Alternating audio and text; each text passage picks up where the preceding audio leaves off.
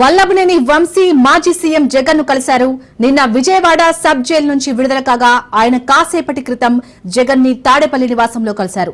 140 రోజుల పాటు విజయవాడ సబ్ జైల్లో రిమాండ్ ఖైదీగా ఉన్నారు. అయితే ఆయనపై నమోదైన అన్ని కేసుల్లో బెయిల్ మంజూరు కావడంతో నిన్న జైలు నుంచి విడుదలై ఆయన నేరుగా కుటుంబ సభ్యులతో కలిసి వైఎస్ జగన్ నివాసానికి వెళ్లి కలిశారు. వైసీపీ అధినేత జగన్ వంశీని పరామర్శించి ధైర్యం చెప్పారు.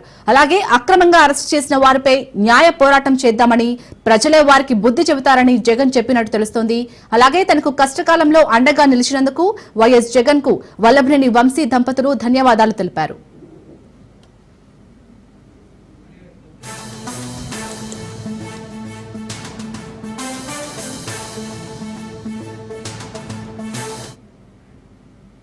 వల్లభనేని వంశీ మాజీ సీఎం జగన్ ను కలిశారు. నిన్న విజయవాడ సబ్ జైలు నుంచి విడుదల కాగా ఆయన కాసేపటి క్రితం జగన్ ని తాడేపల్లి నివాసంలో కలిశారు. 140 రోజుల పాటు విజయవాడ సబ్ జైల్లో రిమాండ్ ఖైదీగా ఉన్నారు.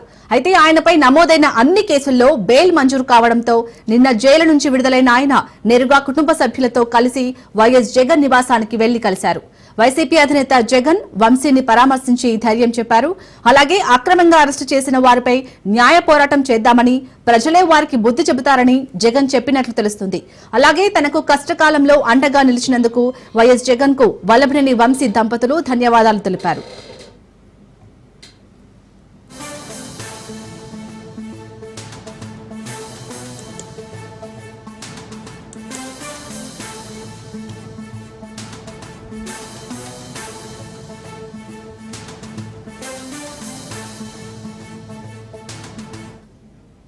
వల్లభనేని వంశీ మాజీ సీఎం జగన్ ను కలిశారు.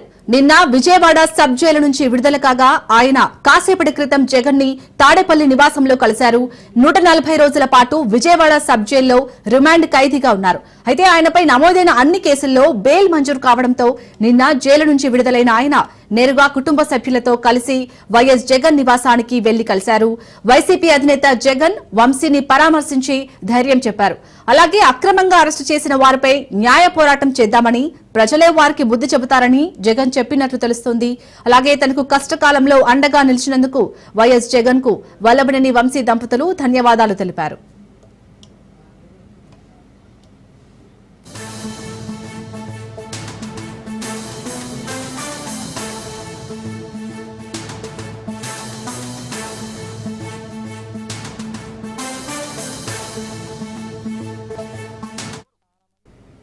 వల్లభనేని వంశీ మాజీ సీఎం జగన్ ను కలిశారు. నిన్న విజయవాడ సబ్ జైలు నుంచి విడుదల కాగా ఆయన కాసేపటి క్రితం జగన్ ని తాడేపల్లి నివాసంలో కలిశారు. 140 రోజుల పాటు విజయవాడ సబ్ జైల్లో రిమాండ్ ఖైదీగా ఉన్నారు. అయితే ఆయనపై నమోదైన అన్ని కేసుల్లో బెయిల్ మంజూరు కావడంతో నిన్న జైలు నుంచి విడుదలైన ఆయన నేరుగా కుటుంబ సభ్యులతో కలిసి వైఎస్ జగన్ నివాసానికి వెళ్లి కలిశారు.